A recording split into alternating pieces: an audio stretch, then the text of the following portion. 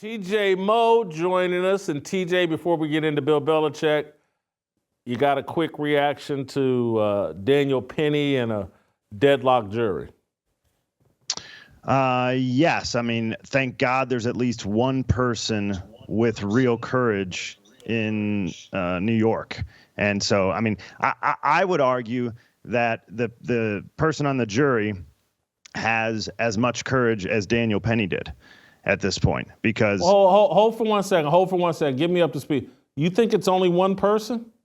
Oh, probably in New York. Yeah, I think in New York. If there's 12, I think there's 6. I think there's 6. I really do. Oh, I think half that jury. I think. All right. Well, we'll find out. Anyway, go ahead. Look, continue. Go ahead. We'll find out. Yeah, well, I don't know if we'll find out. We'll see in the end. And I hope we do find out, honestly. But minimally, there's at least one. And that's where I am today. Just thank God there's at least one person who has real courage. And Jason, I seriously disagree with you. Daniel Penny is a legitimate hero. This is a guy, definitionally, in my view, and you may have your own definition of hero, but here is mine. If you're putting your safety and freedom at risk to accomplish something and trying to protect others, that makes you a hero. And he's probably sitting there, and I don't know if he's got wife and kids. I tried to look it up. It seems like he doesn't at this point. But even before I had a wife and kids, my sister is married, and I think she had 3 kids before I got married. I would have been thinking about them while I'm sitting on this subway. And I would have hoped that I had the courage to stand up and do that. And you're like, look, is this crackhead going to hurt you? He might. He's a crackhead. You don't know what kind of knives you don't know what gun he has. The guy's saying he's ready to go back to jail. He's not afraid.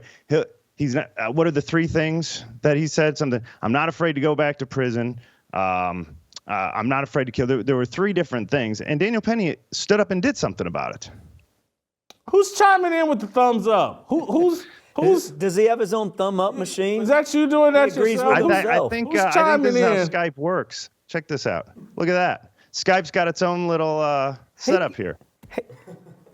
When I say something amazing from now on, I need one of those. Stop and we're getting fireworks.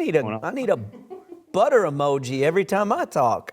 Butter, I'm going to actually activate you. Butter is our arbitrator here when there's major disagreements. Butter, is he a hero?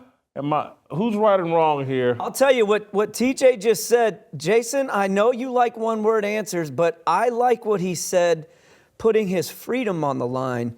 I don't know that this was a case where he definitely thought his safety specifically was, but he put his freedom on the line doing this. So I think he put his safety on the line more than freedom. Well, he's in New York. He's holding Jason. the guy down. He's in New York. Freedom to feel the repercussions of what was going to potentially come from his act. So what he thought was going to come from his act was, I'm going to hold him down and the police are going to put this guy in handcuffs and walk him to jail.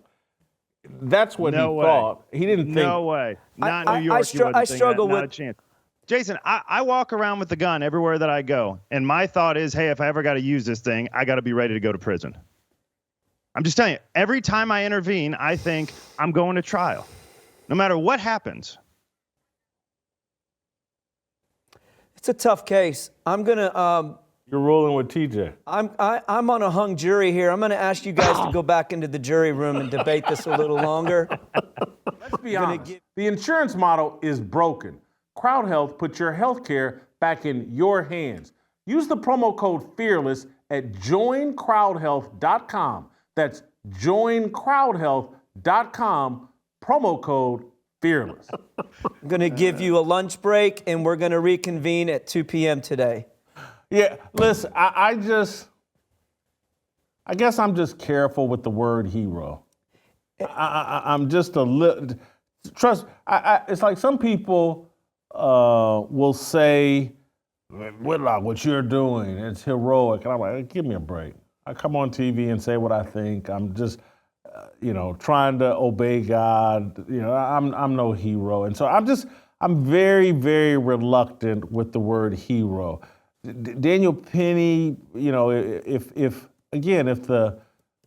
Jordan Neely had shown a weapon or had taken a swing at someone, I would be more comfortable with the hero deal. But also, maybe more of what I'm saying is, if we just normalized men being men, because if we dialed the clock back 70, 80 years, no one, a man stepped up, someone came in talking crazy and a man stepped up and shoved him to the ground or did something. No one would think that was heroic. They'd think, yeah, that's what men do. And now it comes off as heroic because there are a lot of repercussions to being a man now. But I just also think it fuels the other side. It's like we're trying to deify Daniel Penny and they're trying to smear him. And I just think of him as a normal man in his prime, some military training, sees someone being a nuisance to women and other people, fat people, older people like myself.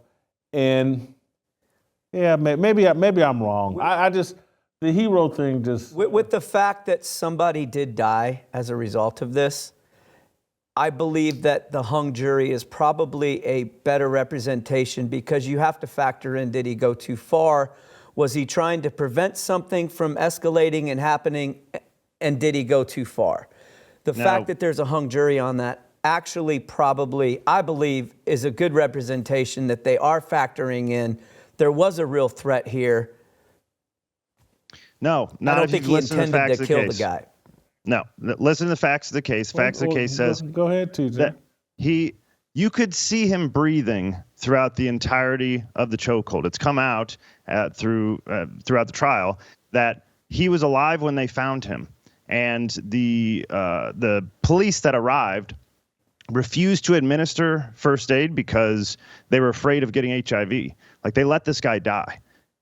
There's two sides of this, right? It is the cowardice of the first responders, and it is the courage of Daniel Penny to step in and do something. So one person did their job. That was Daniel Penny as a man, protecting the women and children from someone who was threatening to kill people on the subway. And then there's the failure of the first responders to do their job and keep him alive.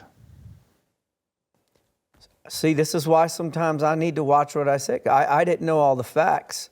I didn't realize that after. You ever listen to this show, Butter? You ever replay? This is not the first time you made an uninformed comment. Well, this is a little more touchy subject here. So just to be clear, the chokehold was eliminated and that gentleman was still breathing. Correct. Exactly right. Yes. Okay. Yeah. And they were. And who could blame them? I think it would be more heroic to put your mouth on Jordan Neely and give him mouth-to-mouth resuscitation. That's not how CPR is done. They don't even teach mouth-to-mouth. They wouldn't go up and touch this guy's chest now. The way you do CPR today is it's only chest compressions, and they wouldn't touch this guy. And so, look, again, there's a cowardice on this side as well. Yeah. If you've ever lived in Los Angeles and lived in one of them high-rise buildings and saw a homeless person every day pissing and taking a dump on your building, you'd be afraid to touch them too. I've lived that life. I used to, Apex building, LA Live down. Anyway, first world problem. Like what you saw? Hit that like button, subscribe, and check out the full episode by clicking the link below.